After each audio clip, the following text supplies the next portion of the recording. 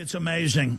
Let's speak about government-sponsored terrorism first, and Montreal 9/11 Truth, and more of how you guys are going out and bringing up these key issues, and how preemptively talking about how they may be planning to stage terror can preempt their activities in a devastating fashion. You also see how serious the government was taking what you were just now saying.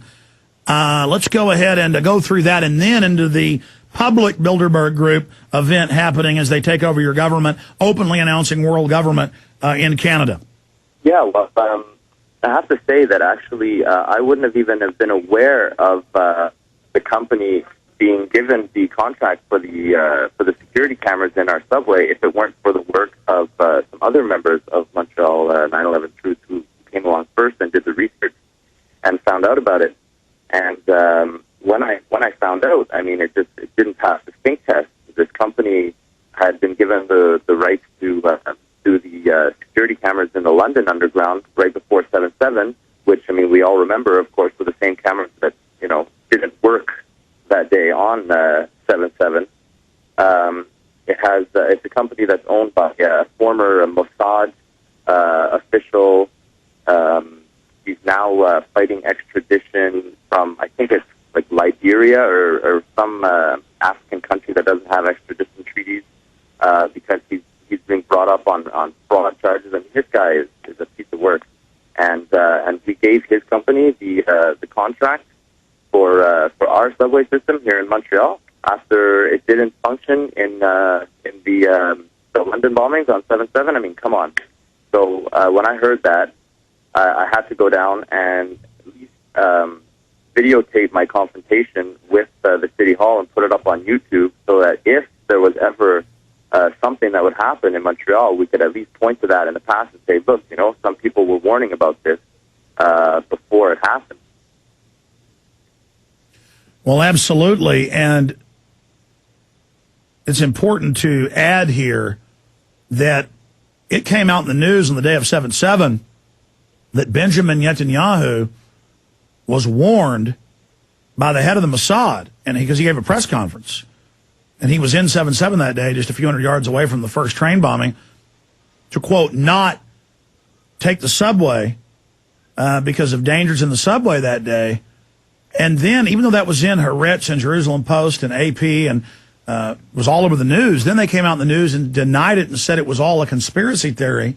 And then a week later, the head of Mossad came out again and said, no, we did warn him. I mean, we knew this was going to happen. Oh, yeah. I mean, it's like, what's his name, Peter Power? And the yes, Visor Consultants.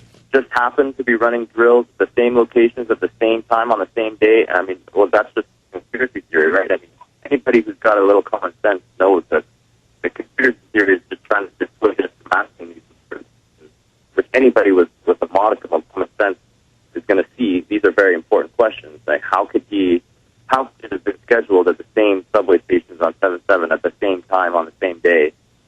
I mean, that's not a conspiracy theory. That's just common sense. Well, it certainly is. You've been out on the ground the last few days. This thing is going through the 8th to the 11th. Let's now get into the main story today, the main event, as they say. For those that just tuned in, describe what's happening in Montreal, who's meeting, the name of the conference, the sub-conferences within it, calling openly for world government. Yeah, so it's the International Economic Forum of the Americas, which takes place every year. It's the Conference of Montreal. It takes place every year. This is the 15th anniversary. And this year's conference is entitled Adapting to a New World Order. Like you said, it's taking place Monday to Thursday, the 8th to the 11th. Yesterday had an opening plenary session at 8:30 in the morning with the head of the IMF, and that one was titled Towards a New Global Economic Order. There's also other forums and luncheons yesterday with titles like A New World Governance and Thriving in a New Financial Order. Today, the topic is energy, health, and there's a lot of focus on genomics, with genome research, genetic research.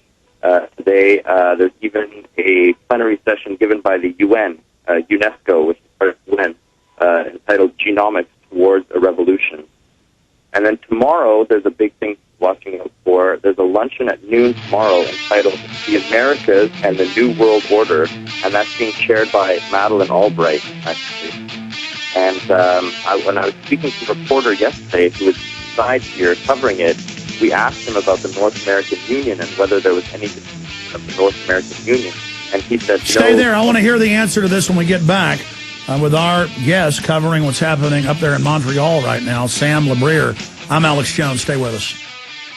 Are you concerned for the safety of your loved ones? Listen closely to this message from pepperspray.com. Every 22 seconds a violent crime is committed. America has changed, and your personal safety is your first priority. Be smart. Be safe. Trust pepper spray instead of your luck. Pepperspray.com is the only website you'll ever need for all of your non-lethal self-defense supplies. Pepperspray.com carries one of the largest assortments of pepper spray and personal safety products on the web. From big to small, we have it all. Pepper spray, mace, animal repellents, stun guns, and tasers. Pepperspray.com also carries a large assortment of products for personal, home, child, and pet safety. Enter SAFE in the coupon box and you'll receive a special discount off of your order. So what are you waiting for? Go to pepperspray.com. That's pepperspray.com or call 1-800-908-9988 today. Sam Labrier is our guest.